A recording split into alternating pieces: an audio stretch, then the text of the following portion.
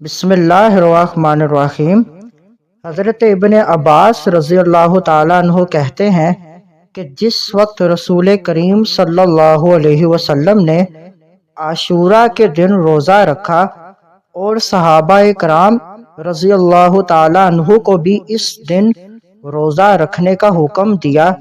تو صحابہ رضی اللہ تعالیٰ عنہ نے عرض کیا کہ یا رسول اللہ صلی اللہ علیہ وسلم، یہ تو وہ دن ہے جو یہود و نصارہ کے ہاں بڑا باعظمت ہے، یعنی اور چونکہ یہود و نصارہ کی مخالفت ہمارا شیوہ ہے،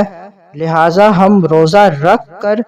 اس دن کی عظمت کرنے میں یہود و نصارہ کی موافقت کیسے کریں؟ آپ صلی اللہ علیہ وسلم نے فرمایا،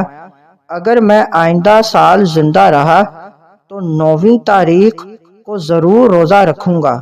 مزید معلومات کے لیے ہمارے چینل کو لائک اینڈ سبسکرائب کریں۔